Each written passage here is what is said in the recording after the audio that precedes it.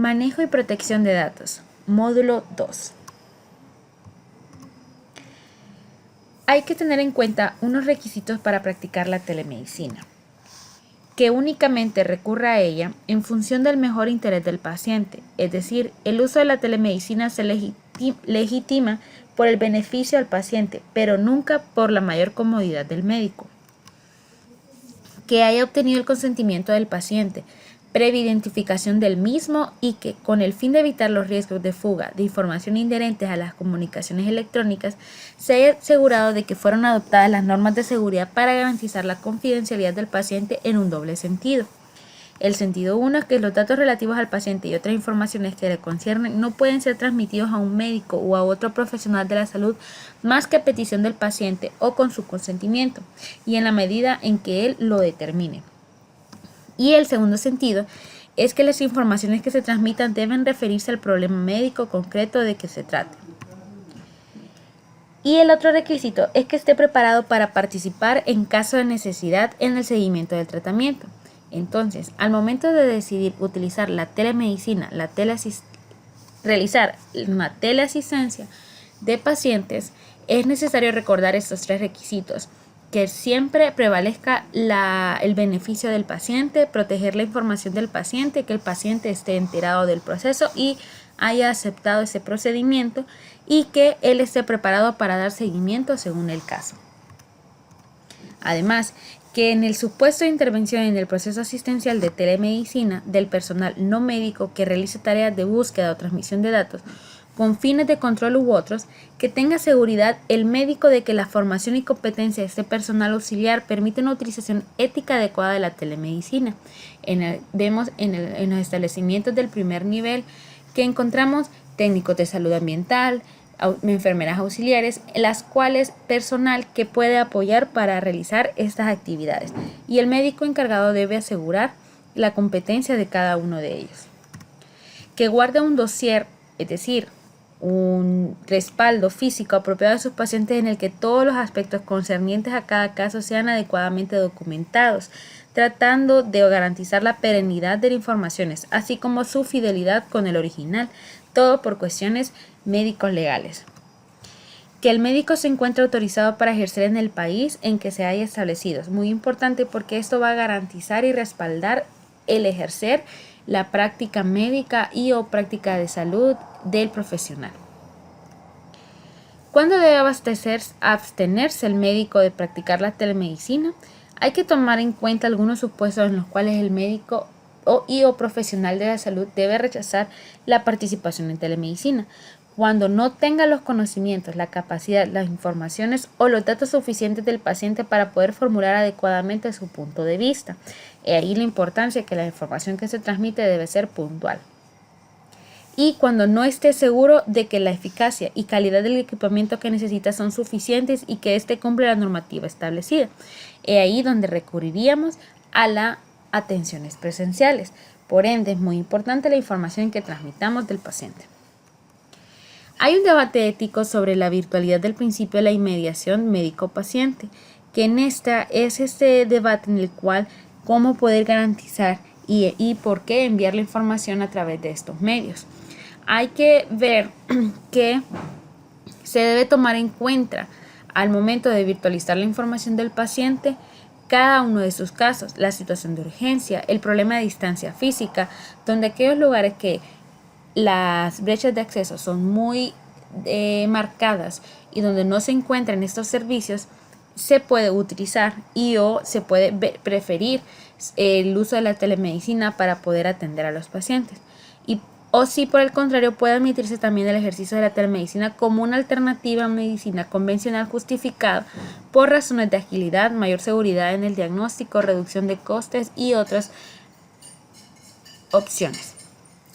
Está en juego en todo momento la relevancia que se considere para darse el principio de mediación entre médico-paciente, considerado como este principio desde Hipócrates como el que guía el buen actuar en la salud.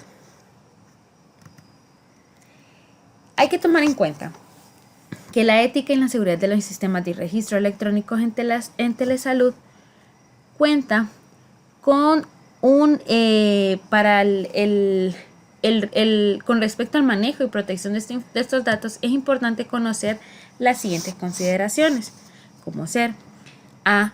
La intimidad como derecho fundamental que es reconocido en instrumentos internacionales y relativos a los derechos humanos y que ha sido ratificado por Honduras, donde a través de estos pactos internacionales disponen que toda persona tiene derecho al respeto de su honra y el reconocimiento de su dignidad y que nadie puede ser objeto de injerencias arbitrarias o ilegales en su vida privada, la de su familia, ni de ataques a su honra o reputación, y que toda persona tiene derecho a la protección de la ley contra injerencias o ataque, donde este registro debe ser garantizado por el Estado.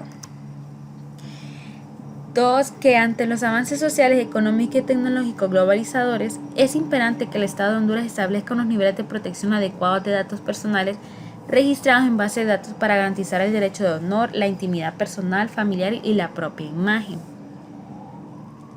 Otra consideración, que el Instituto de Acceso a la Información Pública es el órgano responsable de la protección de datos personales y de establecer los lineamientos y políticas generales para el manejo, mantenimiento, seguridad y protección de los datos personales que estén en posesión de las dependencias y entidades.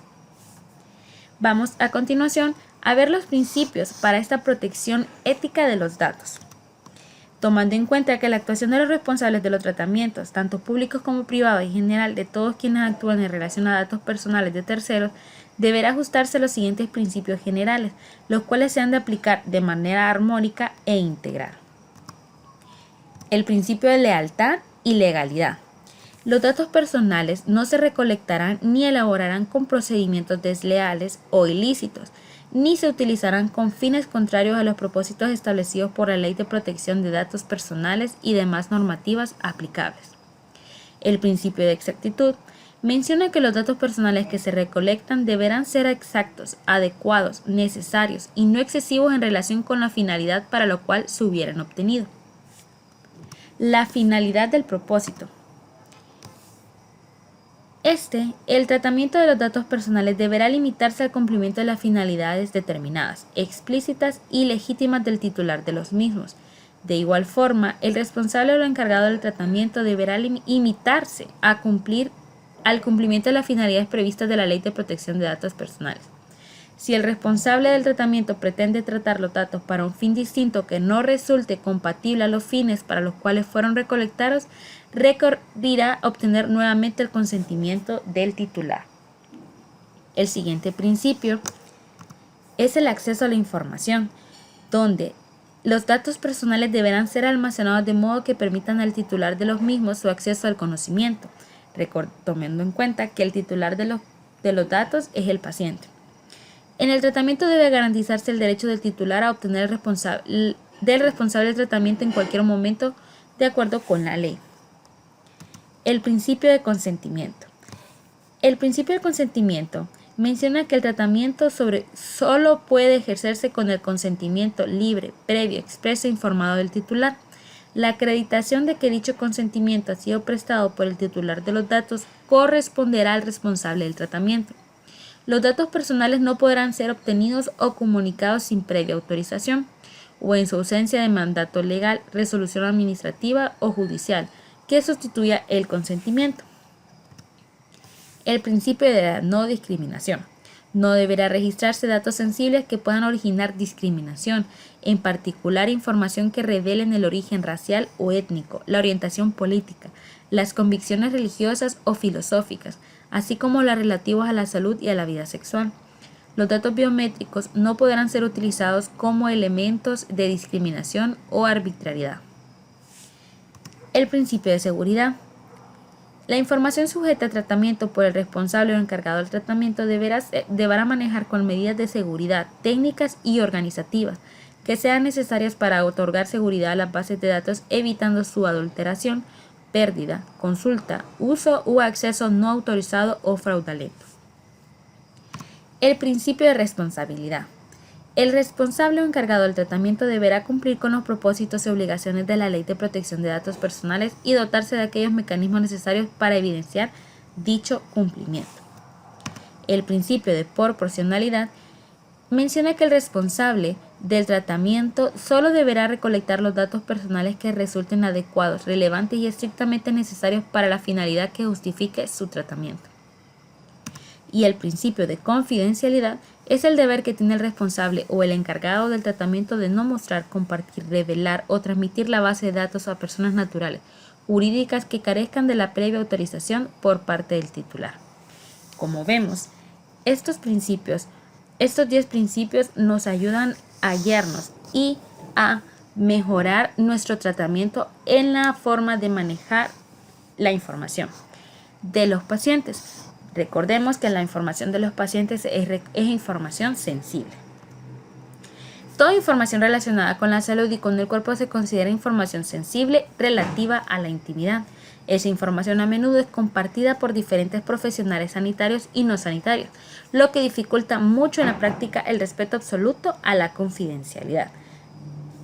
El titular de los datos, como se había mencionado, es el paciente. Tiene derecho a la confidencialidad de los datos y ese derecho es correlativo al deber del secreto, que afecta no solamente al médico que lo atiende, sino además a todas las personas que por su trabajo en telesalud tengan acceso a ellas. Por eso es muy importante que todos estos principios éticos sean aplicados a todo personal que esté trabajando en telesalud, ya sean profesionales de salud, profesionales técnicos en el área de informática, ingenieros, biomédicos, auxiliares, técnicos, en los cuales estén trabajando con información de pacientes.